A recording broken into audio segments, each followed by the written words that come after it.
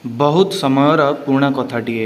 ସୁବର୍ଣ୍ଣପୁର ବୋଲି ଗୋଟିଏ ଛୋଟ ଗାଁଟି ଥିଲା ଓ ସେହି ଗ୍ରାମରେ ବାସ କରୁଥିଲେ ଦୁଇ ସାଙ୍ଗ ଧନିଆ ଆଉ ଗାଣ୍ଡୁ। ଧନିଆ ଆଉ ଗାଣ୍ଡୁ ଏମିତି ଜଙ୍ଗଲରେ ବୁଲୁଥିବା ସମୟରେ ଦେଖିଲେ ଯେ ଜଣେ ବାବା ତାଙ୍କ ଆଗରେ ବସିଛନ୍ତି ଆଉ ତାଙ୍କୁ ଡାକୁଛନ୍ତି। ସିଏ ତାଙ୍କ ପାଖକୁ ଚାଲିଗଲେ।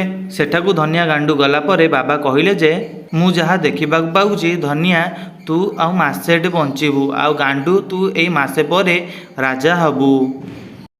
ସେ ବାବାଙ୍କଠୁ ଶୁଣିଲା ପରେ ସେମାନେ ସେଠାରୁ ଚାଲି ଆସିଲେ।